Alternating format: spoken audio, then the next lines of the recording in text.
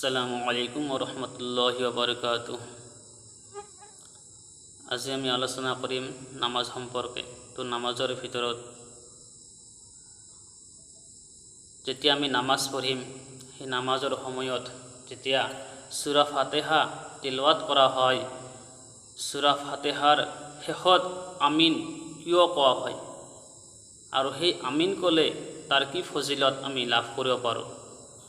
তো যেতিয়া আপুনি নামাজত সূৰা ফাতিহা অৰ্থাৎ আলহামদু সূৰা পঢ়িব, আলহামদু সূৰা পঢ়াৰ পিছত যেতিয়া শেষত আমিন ক'ব লাগে। জামাতৰ সৈতে নামাজ আদায় কৰিলে মুক্তাৰীসকলে আমিন ক'ব লাগে আৰু ইমাম সাহেবেও আমিন ক'ব লাগে। এই কাৰণে ক'ব লাগে যে সেই সময়ত সকলো ফৰিস্তাই কি কৰে, আমিন কয়, আৰু সেই সময়ত আপুনি যদি আমিন কয় আৰু সেই আপোনাৰ আমিন ফৰিস্তাসকলৰ আমিনৰ লগত যদি মিলি যায়, তেনেহ'লে আপোনাৰ জিন্দগীৰ সকলো সগীৰা গুনাহ আল্লাহ মাফ কৰি দিয়ে। সুবহানাল্লাহ। তো দ্বিতীয় মাসলা হৈছে যে জেনেৰেল মানুহখিনিয়ে প্ৰায়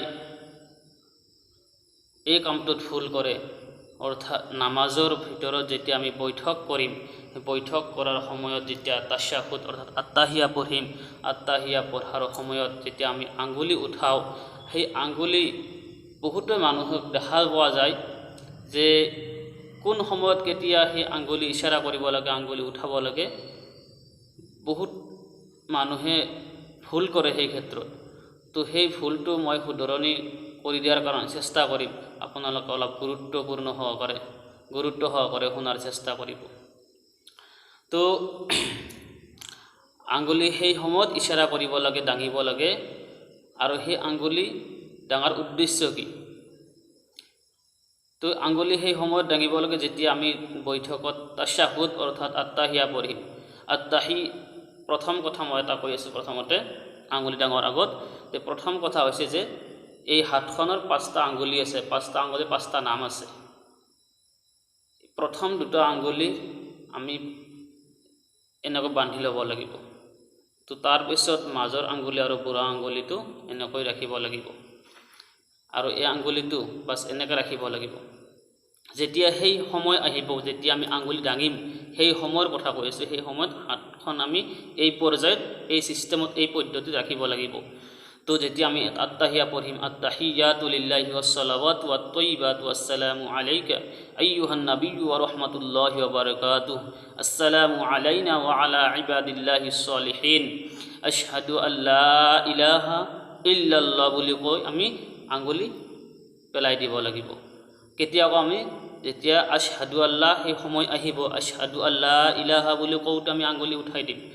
ইল্লাল্লাহ বুলি কোৱাৰ লগে লগে আমি কি কৰিম, আঙ্গুলি পেলাই দিম। তো ডাঙৰ সময়ত যেতিয়া কম আশহাদু আল্লা ইলাহা, কোনো মাবুদ নাই, মই সাক্ষী দি আছোঁ যে কোনো মাবুদ নাই ইল্লাল্লাহ, এক আল্লাহৰ বাহিৰে। তো ইয়াৰ অৰ্থ হৈছে এইটো, কাৰণ এই আঙ্গুলিৰ দ্বাৰা আমি ইশাৰা কৰি আছোঁ, সাক্ষী দি আছোঁ যে কোনো মাবুদ নাই এক আল্লাহৰ বাহিৰে, আল্লাহৰ বাহিৰে কোনো মাবুদ নাই। আল্লাহু তাবাৰক তাআলাই যে এজন হয়, অকলশৰীয়া হয়, আমি সেই আল্লাহু তাবাৰক তাআলা আমি সাক্ষী দিওঁ এই ইশাৰাৰ মাধ্যমৰ দ্বাৰাই। তো এই ছিষ্টেমত যদি আমি আঙ্গুলি উঠাওঁ বা আঙ্গুলিৰ দ্বাৰা ইশাৰা কৰোঁ, তেনেহ'লে আমি ইয়াৰ বদলত আমি সওয়াব লাভ কৰিব পাৰিম, অন্যথাই আমি গুনাহগাৰ হ'ব লাগিব। যদি কোনো ব্যক্তি যদি আঙ্গুলি নুঠায় বা ইশাৰা নকৰে, সাক্ষী নিদিয়ে, তেনেহ'লে সেইজন বান্দা গুনাহগাৰ নহ'ব, কিন্তু দিব পাৰিলে সওয়াব আছে। কিন্তু দিব পাৰিলে সেই সময়ত দিব যেতিয়া আপোনাৰ সেই পৰ্যায়, সেই সময় আহিব, আপোনাৰ সহ্য হ'ব।